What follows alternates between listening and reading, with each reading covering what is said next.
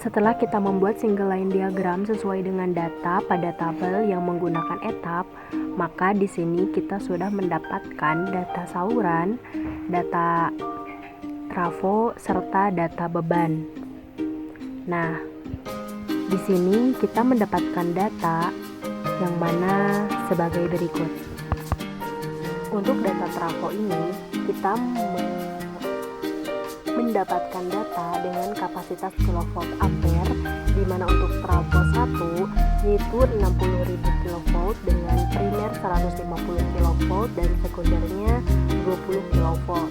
Untuk kapasitas kilovolt ampere dari trafo 2 yaitu 250 kilovolt ampere, trafo 3 100 kilovolt ampere, dan trafo yang terakhir yang keempat adalah 160 kilovolt ampere, di mana dengan nilai primer dan sekundernya itu sama, yaitu 20 kilovolt untuk primer dan sekundernya yaitu 0,48 kilovolt.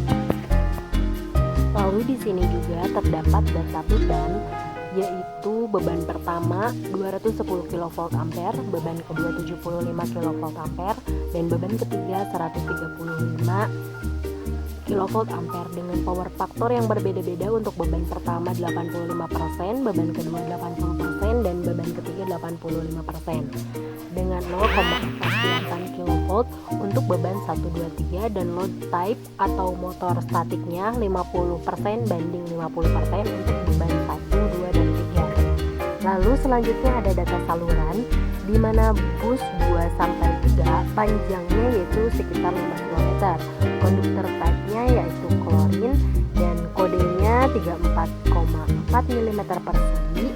Lalu ada RT1 yaitu 0,2162 untuk bus 2 sampai 3 dan 3 sampai 4, dan ada 0,3631 untuk bus 4 sampai 5, 5 sampai 6, dan 6 sampai 7. Di RT2 dan nilai X-nya serta urutannya itu positif, negatif, 0.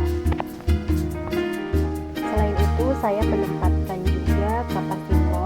Terdapat 3 kapasitor, yaitu kapasitor 1, 2, dan 3 dengan nilai yang sama yaitu 100 kVA,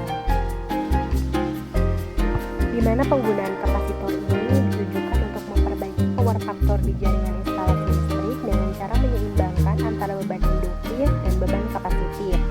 Nah, penggunaan kapasitor ini untuk meminimalisir juga efek atau melawan sifat dari beban induktif dengan cara memasang paralel dengan beban. Setelah kita simulasikan, maka kita juga mendapatkan analisis load flow-nya, di mana kita juga dalam analisis load flow itu kita mendapatkan nilai untuk dayanya gitu, daya dari masing-masing daya tersebut, daya dari masing-masing beban, serta untuk instalasi listrik gitu, daya yang masuk serta daya yang keluarnya. Di sana juga terdapat daya aktif, daya reaktif, dan daya semu. Dimana untuk kapasitornya, lalu bebannya itu saling menyeimbangkan gitu untuk kapasitor bank tersebut. Maka dapat disimpulkan bahwa dengan adanya analisis aliran daya listrik atau load flow dengan menggunakan etap, ini juga bisa menjadi suatu studi untuk merencanakan dan mengetahui besarnya daya dalam suatu sistem tenaga listrik. Apalagi dalam perkembangannya, industri membutuhkan tenaga listrik yang lebih besar dan menggunakan peralatan listrik sebagai alat produksi, sehingga kita bisa mengetahui berapa besar daya listrik yang akan dikeluarkan. Intinya kita simulasikan dulu, mungkin seperti itu, simulasikan dengan aplikasi. Jadi aplikasi ini bisa mengetahui seberapa besar arus juga serta tegangan yang akan dikeluarkan, arus yang masuk, serta dayanya, lebih ke daya yang akan dikeluarkan. Di sini juga ketika kita simulasikan sudah ada tuh nilai untuk dayanya, berapa ampere yang akan masuk, lalu ada berapa kilovolt.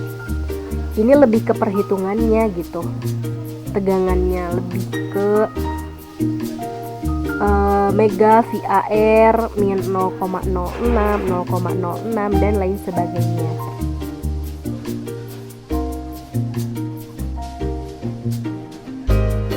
Baik, mungkin cukup sekian yang dapat saya sampaikan. Mohon maaf apabila ada kekurangan atau kesalahan dalam menyampaikan.